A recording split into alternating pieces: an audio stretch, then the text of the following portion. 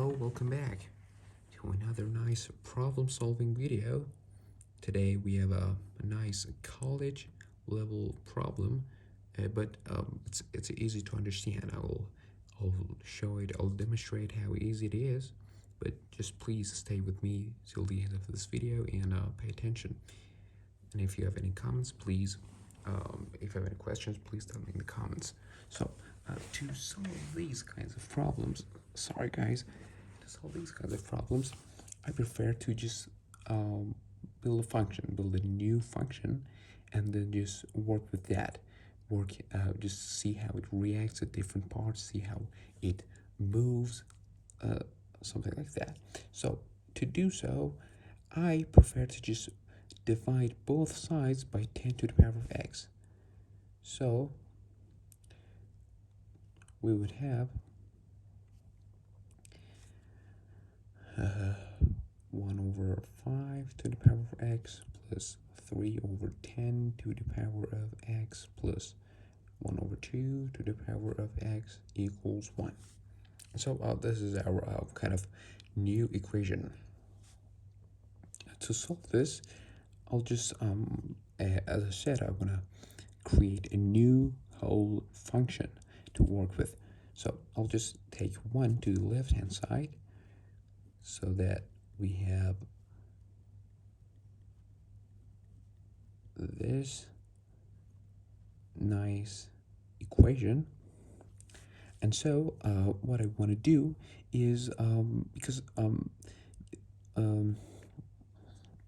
want to in order to find how a function reacts at different parts, I'll take a derivative. So derivative of this function would be, by the way, a review of derivation of a function with exponent in variable would be like a to the power of x would be a x times ln of a. That is the derivative of each of these components, which I will write. So if we just name this function f of x, yeah, can you see it? Yeah, f of x, the f prime of x would be 1/5 to the power of x ln 1/5 plus 3/10 times ln of to the power of x, I'm sorry, ln of 3/10 plus 1/2 to the power of x times ln of 1/2. And by the way, the derivative of 1 is 0. So we would have this as a derivative. But if you pay close attention here, each of these components are negative. Why? Because, here just is positive. It's obvious. Whether x is negative or positive or 0, this is positive. The left side of each component. But to right, we have fraction in ln function. Ln is,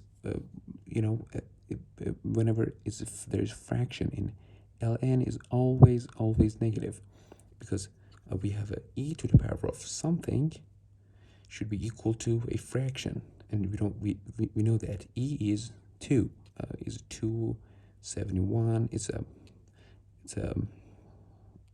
a big number, so it should has a negative exponent. So we knew that this whole thing, the derivative of this function, is always less than 0. And what does that mean? That helps a lot in order to finding how the functions will react. That means that f of x is strictly decreasing. That is so helpful. That means it's always decreasing. And to show it more clearly, f of x looks like always something like this. it is always decreasing. And for function that is always decreasing, it only has one single root. It cannot have two roots. If it has two roots, it must, I don't know where, but it must take a bit, go upward again, and it is contradiction with its that it is strictly decreasing. And so it's a contradiction. It only has one root. F of x has only one root, and one trivial root for the f of x is x equals 1. If you check that out, you can see that it works. And that is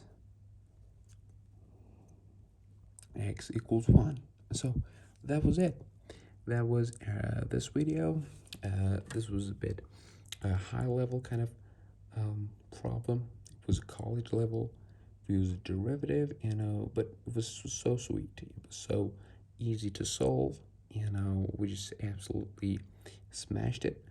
If you have any questions, recommendations, please tell me in the comments, and don't hesitate, please. And if you like the video, please tap the thumbs up, and please subscribe to our channel. Thanks for watching, and until next time, bye.